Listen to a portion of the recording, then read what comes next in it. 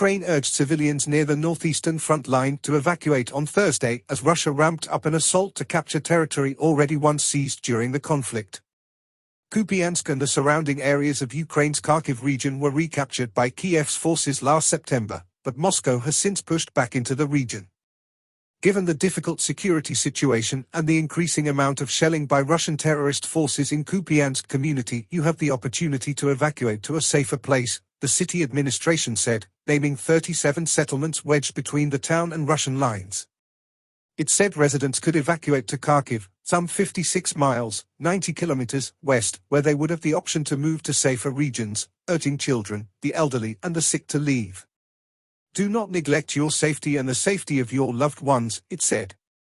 The warning came as Russia's defense ministry announced its soldiers had improved their position along the front line near the town, after reporting advances earlier in the week. In the course of offensive operations near Kupiansk, assault teams of the Western Battle Group improved their positions along the forward edge of the front line, it said in a daily briefing. Sergei Cherevati, spokesman for Ukraine's Eastern Forces, confirmed to national television that Russian forces were trying to break through in the Kupiansk area. The situation remains difficult but under control, he added. The evacuation started yesterday, when the order was signed, said the head of the Kupiansk City Military Administration Andriy Besedin on national television. Residents could refuse to go, but had to submit a written statement to the authorities, he added, but local officials were considering forcing the evacuation of children if the escalation continues and the shelling increases. Getting dangerous, it looks like the Russians are erasing places in the Kupiansk area, said Rostislav Melnikov, professor at a local university in Kharkiv. People are in danger of losing their lives, not just their homes, he told AFP. One resident in the small town of Kivsharivka just outside of Kupiansk said she was preparing to evacuate with her children while her husband refused to leave in order to care of his elderly mother. It's hard to leave them behind, Anna Korsh, 36, told AFP by phone. But since it's getting dangerous, it's important to take the kids to a safe place. In Russia, the governor of the Bryansk region said Thursday that 2 people had been killed after Ukraine shelled the small village of Chausy, about 3 miles from the border. Russian regions bordering Ukraine have repeatedly accused Kiev's forces of indiscriminate shelling that has damaged infrastructure and caused civilian deaths. Ukraine launched a highly anticipated counteroffensive in June after stockpiling Western weapons, but it has acknowledged difficult battles as it struggles to make headway.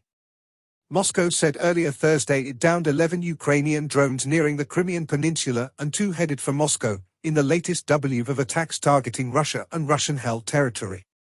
As a result of the thwarted terrorist attacks, there were no casualties or damage, the Russian Defense Ministry said in a statement on Telegram.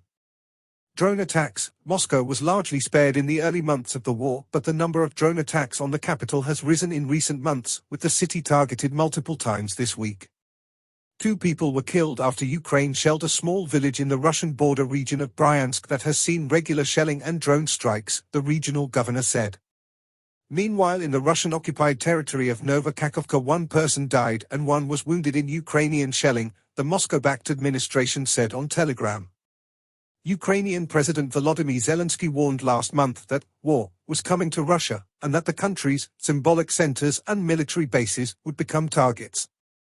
On the other side of the front line, an oil depot in Ukraine's Rivne region was destroyed during a massive drone attack on Thursday, Governor Vitaly Koval said, adding that emergency services and investigators were on the scene. Tensions have also risen on the Black Sea since Russia exited a grain deal agreement allowing safe passage for grain exports from the transit hubs. In a challenge to Russia, which announced in July that it would consider any ship nearing Ukraine in the Black Sea as potential military cargo carriers, Ukraine said it opened maritime routes for civilian vessels from several southern ports. Ukrainian Navy spokesman Oleg Chalik said a first ship would take the newly open route in the near future.